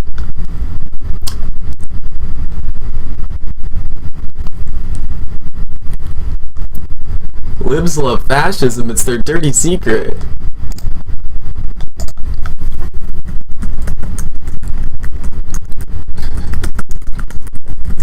And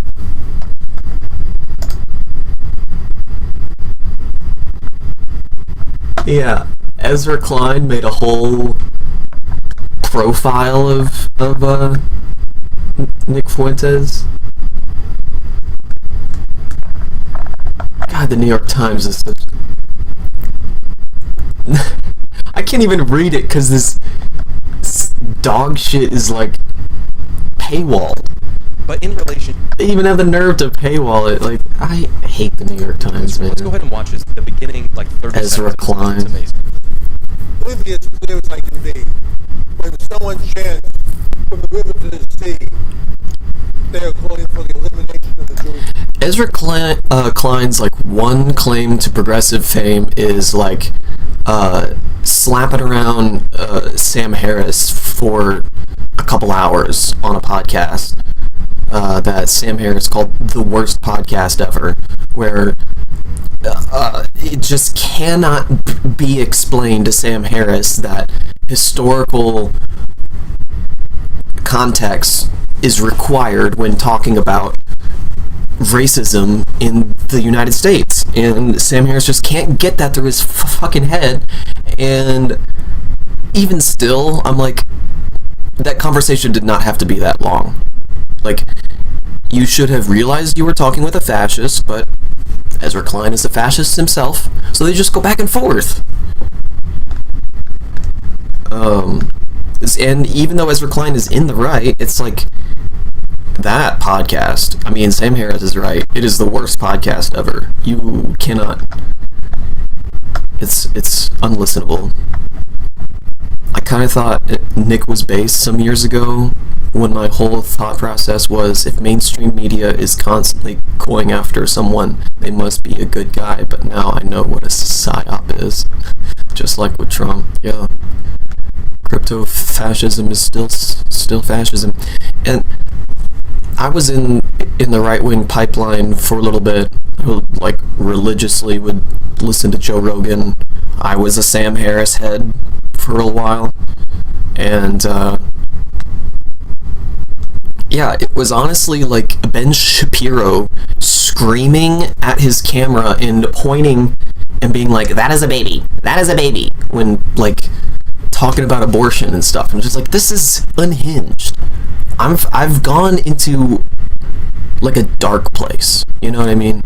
And the fact that Joe Rogan wasn't saying crazy stuff like that at the time, but he ended up having Ben Shapiro on, like he's someone worth fucking talking to. And it just all unraveled. Like, so much of like stand-up comedy podcasting is just like overt right-wing horseshit, you know?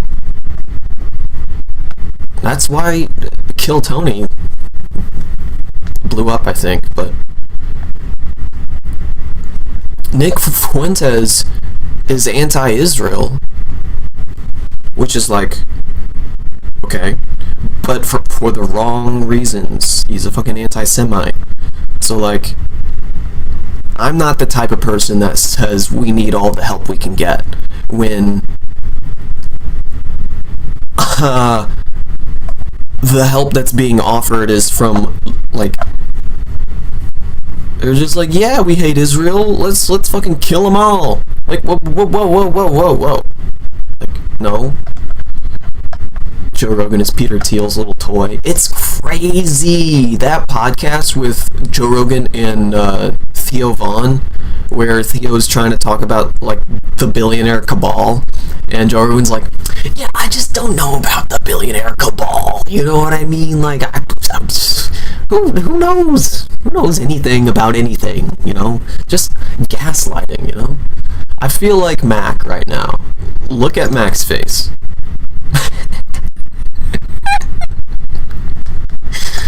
Oh God.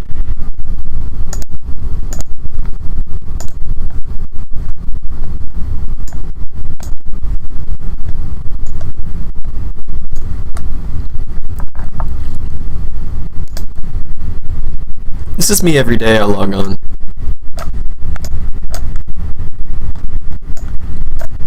Right here.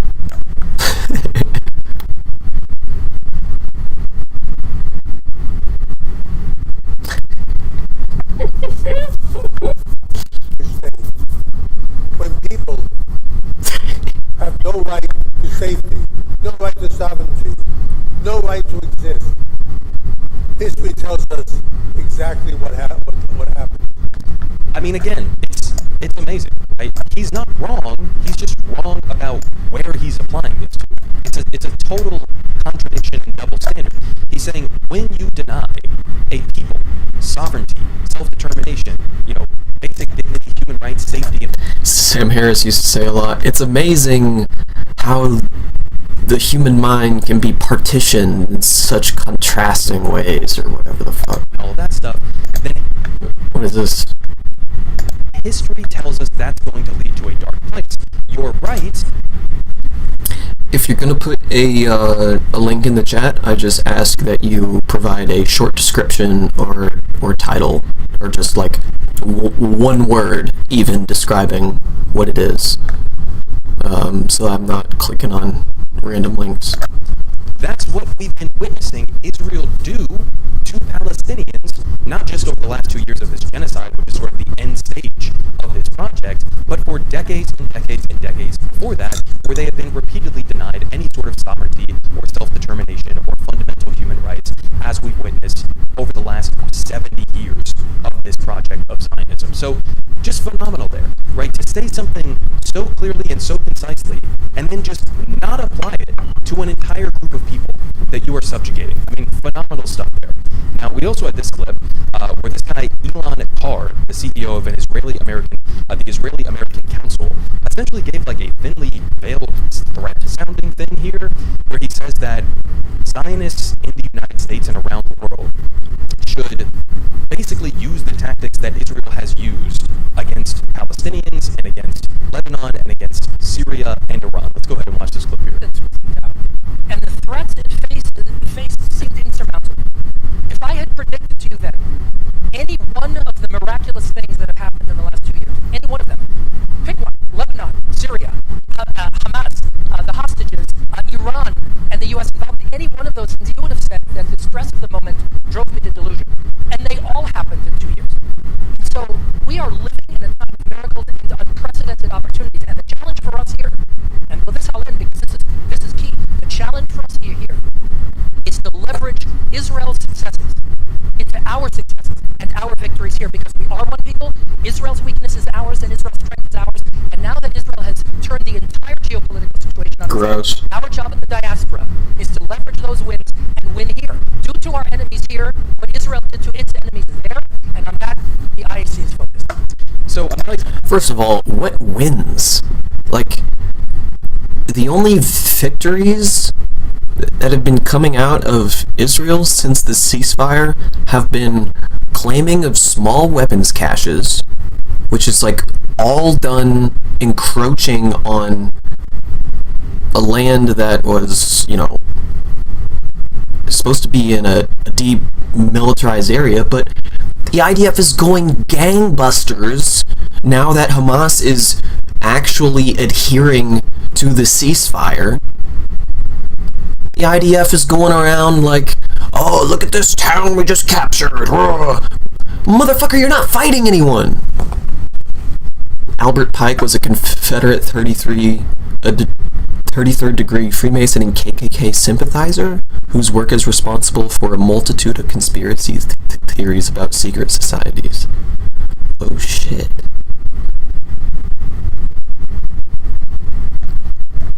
Make no mistake, the KKK were in with the government at the height of their power.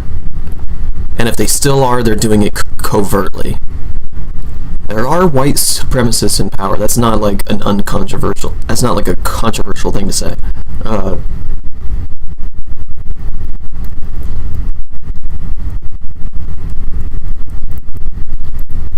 But I know its history because of its history in my own state of Indiana.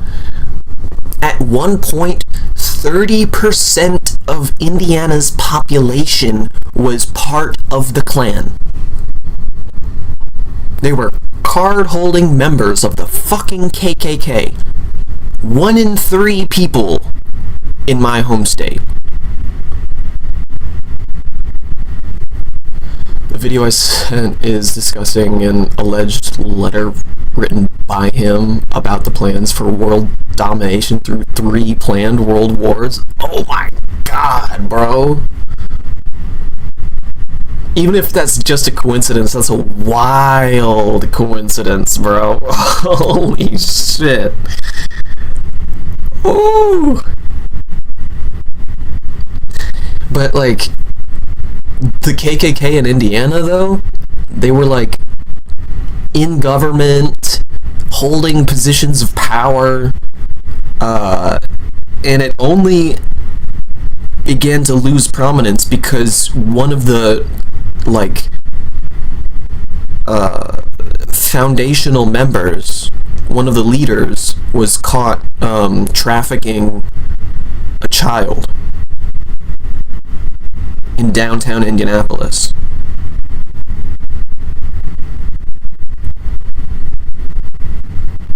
And he was caught and tried, and slowly the Klan began to lose influence. Now let's check out your video. I'm J.R. Church. Welcome to today's analysis of the news. Albert Pike was one of the most colorful characters in American history. Colorful. He was born on December 29, 1809 in Boston.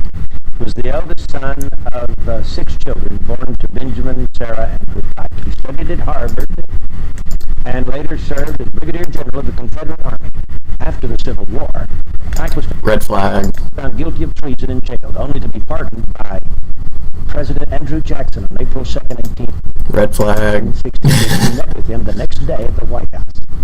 On June 20th, 1867, Andrew Jackson was a piece of shit. officials conferred upon Johnson 32nd degree Freemasonry degrees. Pike was said to be a genius, able to read and write 16 languages. He was one of the founding fathers ahead. That's a fucking lie. No way. The ancient accepted Scottish rite of Freemasonry, being the Grand Commander of North America Freemasonry from 1859, and retained that position until his death in 1891. In 1869, he was the top leader of the Knights of the Ku Klux Klan. Pike was said to be a Satanist who indulged in the occult, and he apparently possessed a bracelet which he used to summon Lucifer, with whom he had constant communication. He was the Grand Master of a Luciferian group known Fucking racist anime nerd at your school. as the Order of the Palladium. With this bracelet, I can summon Lucifer. Or of the Sovereign Council of Wisdom, it's also been called, which had been founded in Paris in 1737.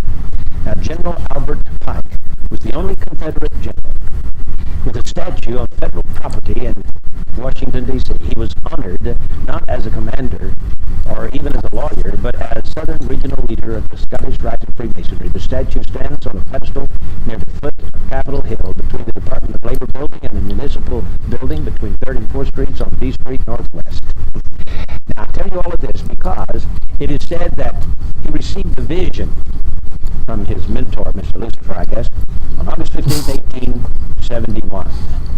And William Guy Carr, former intelligence officer in the Royal Canadian Navy, wrote a book called Satan, Prince of this World, in which he gives this information. He said that he received this information from a book written by Cardinal Caro Rodriguez in Santiago, Chile, who wrote in 1925 a book called The Mystery of Freemasonry Unveiled. And in this book, 1925, it is said that he wrote a letter to a man named Mazzini, in which he described this dream. And in the dream, he predicted 3 world wars. Donald Trump, through an executive order, directed the restoration and reinstallation of the toppled Albert Pike statue in Washington, D.C., which had been removed by protesters in 2020. So that's what that was. Oh my god.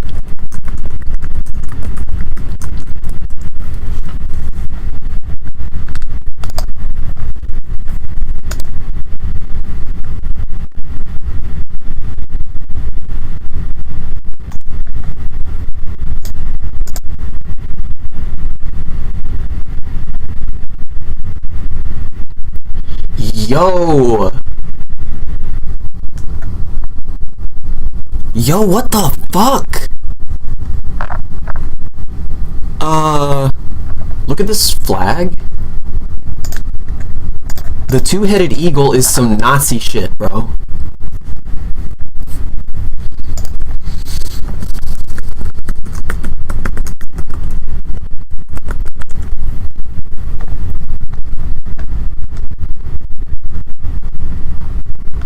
Holy Roman Empire, iconography being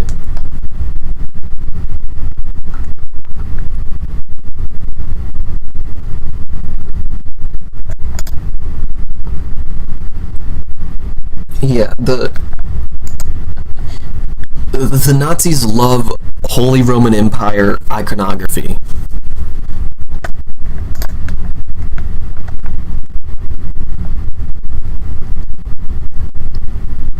All roads will lead to Rome, I'm telling you. Yeah.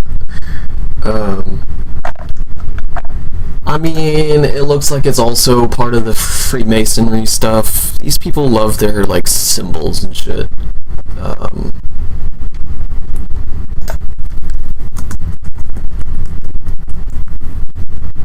Is it used?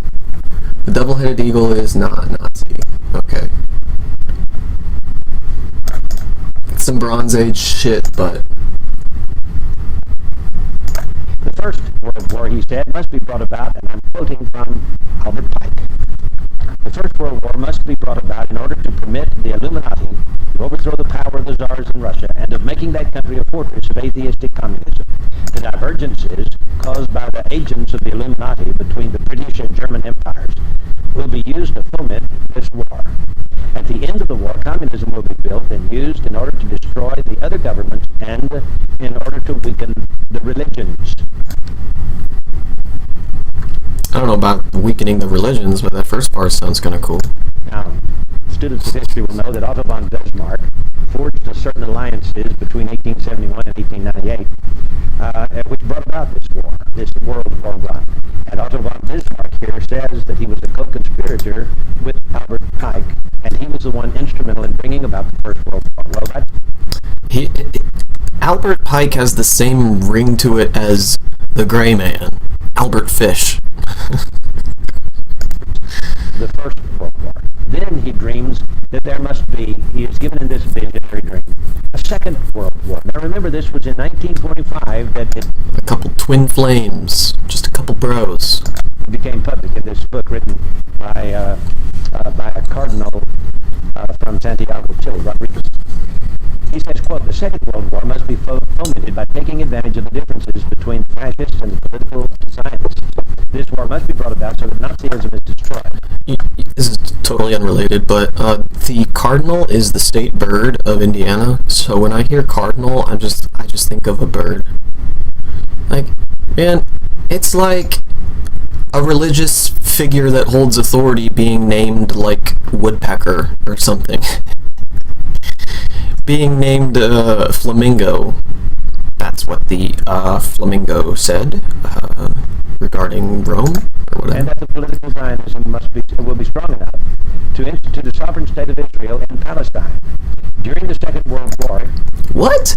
International communism must become strong enough in order to balance Christendom, which would then be restrained and held in check until the time when we would need it for the final social cataclysm. Well, there are some who may argue. The flamingos are convening in Congress. That the terms Nazism and Zionism were not known in 1871. You should remember, however, that the Illuminati invented both of these movements. I'm in love with this guy's accent. Well, pause. I thoroughly enjoy this guy's accent. In addition, communism as an ideology and as a coined phrase originates in France during the Revolution. In 1785, Restif coined the phrase 4 years before the Revolution broke out. Restif and Babeuf, in turn, were influenced by Rosé, as was the most famous conspirator of them all, Adam Weishaupt. I hope he does audiobooks. Then he has this vision, in this vision, not only one world war and two world wars, but here comes the third world war. He says, and I quote, "The third world war must be fomented by taking advantage of the differences caused by the agents of the Illuminati between the political Zionists and the leaders of the Islamic world." Yeah, that's what he says. The war, this was 1925. Please understand that. Whoa. At least 1925. It may go all the way back to 1871, as it's reported to do. I mean, you could just say that just is... anyone who's pro-Palestine versus Israel. Not this fucking dude predicting literally everything. That's crazy, bro. Damn. Great video suggestion.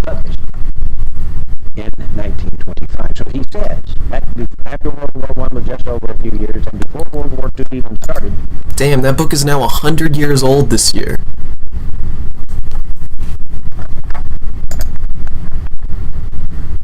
This was published 15 years ago, bro. This hits different today.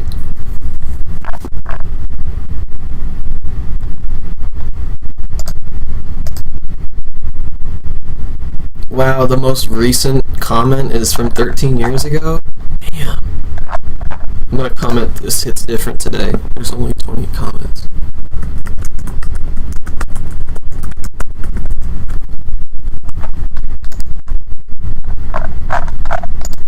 He's now thinking about this Third World War, and he says that it will be caused by the differences between the political Zionists and the leaders of the Islamic world. The war must be conducted in such a way that Islam, the Muslim Arabic world, and political Zionism, the State of Israel, mutually destroy each other. That's what it says. Meanwhile, the other nations want...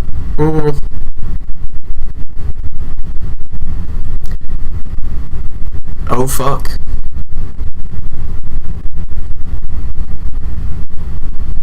Mutually assured destruction. We're talking about nuclear war here. And if anybody's going to start a nuclear war, it's fucking Israel, my dude. It's more divided on this issue.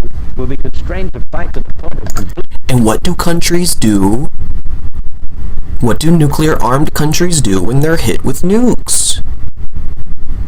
They launch all their nukes. Complete physical, moral, spiritual, and economic exhaustion. We shall unleash the nihilists. Dude, the slow death of the environment will be eclipsed by the swift nuclear winter that overtakes everything. I mean, that's just as equal a possibility as all of this fizzling out into nothing and then communism slowly taking over. Just like 50-50 roll of the dice type shit. And the atheists, and they shall provoke a formidable social cataclysm in which, in all its horror, will show clearly to the nations the effect of absolute atheism, origin and savagery, and of the most bloody turmoil. So he's against Christianity and he's against atheism. They're supposed to fight each other to the death, you see. Then, he says, everywhere the citizens obliged to defend themselves against the world minority of revolutionaries will exterminate those destroyers of civilization and the multitude disillusioned with Christianity, whose deistic spirits will, from that moment, be without compass or direction, anxious for an ideal, but without knowledge where to render its adoration, will receive the true light He's through kind of the universal rambling. manifestation of the pure doctrine of Lucifer. Yep, rambling. Brought finally out in the public view. But he's saying that Lucifer will finally make himself, the good guy. He's going to save the world from these atheists who don't believe in deity and from these Christians who believe in the good God. Well, so it's sad. I guess you could interpret that as a spiritual death of the world, like everybody stops believing in God. Because how hard do you have to get smacked in the face with the problem of evil for you to stop believing in God? Is it when the world is on fire?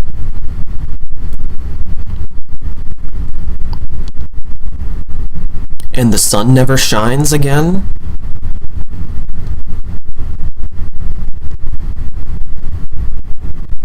Will you finally think that there's no God when there's a black sun from nuclear winter?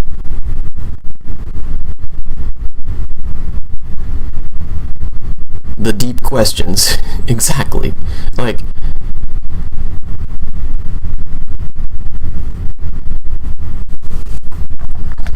as this manifestation will result in a general reactionary movement which will follow the destruction of Christianity and atheism. here's how we get out of this. All of countries of conscience form a coalition to physically disarm Israel of their nukes. Dissolve the government, turn it over to a Palestinian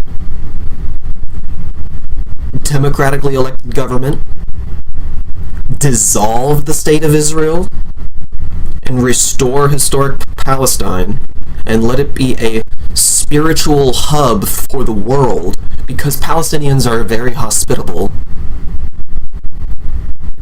And then we can make art in peace as the robots toil for us. Like, make your pilgrimage to Palestine and enjoy the world rid of fascism, as we slowly begin to denuclearize the rest of the world after forcibly doing it to Israel. That's the only way out that I see. But no. I think an equally likely possibility is Gaza is sold to the highest bidder while people still live there. And Gaza will just be smaller. And then the West Bank will be next.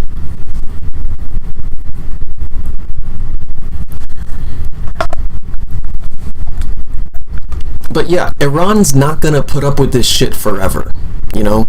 According to my conspiracy theories, the Vatican is going to take advantage of the world's disdain for Israel after they finish genociding Palestine for a final crusade.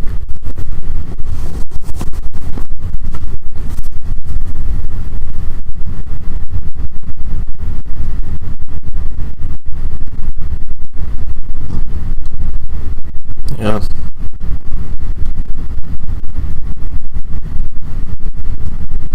The Cardinals are convening. Fucking yellow belly sapsuckers are both conquered and exterminated at the same time. Well, I don't know if it's true, but I can tell you that it sure has played in. Well, I don't know if it's true. Christianity and atheism both conquered and exterminated at the same time. Here it comes. Well, I don't know if it's true.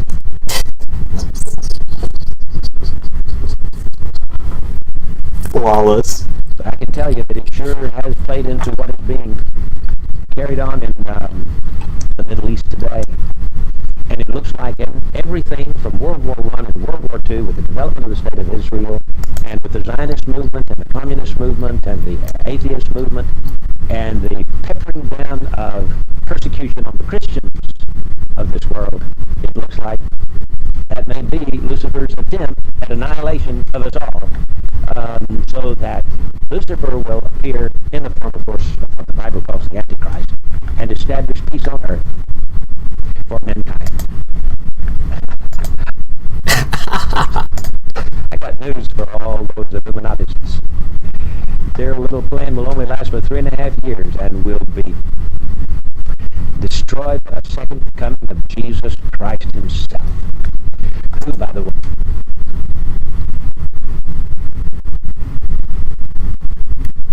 spiritual awakening, perhaps.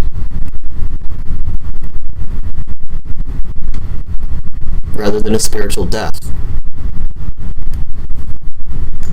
Way it's going to take all of us Christians out of this world before the 7 years sets in, before this Luciferian ideal can capture the imaginations of people on planet Earth. There won't be a fight between Christianity and atheism because we will be gone. But the atheist...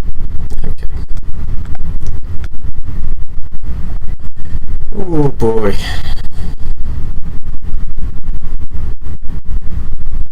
Oh, they had an interview with Ralph Nader. This is Democracy Now!, democracynow.org, the War and Peace Report. I'm in Goodman with Juan Gonzalez. A group of 8 U.S. senators have formed what they call a fight club to force Minority Leader Senator Chuck Schumer to oppose Trump more aggressively and to back more populist candidates in the 2020. No, but like...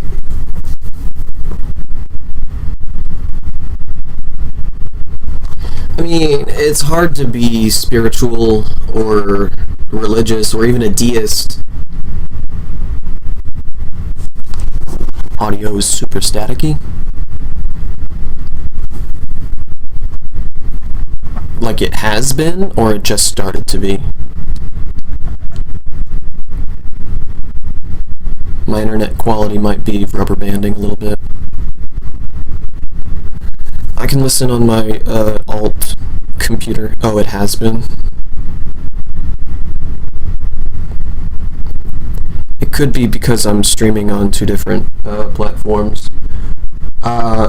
Let's call the stream here on YouTube, and then we'll keep going on Twitch and see if that fixes the audio there. So, I know nobody's been watching on YouTube.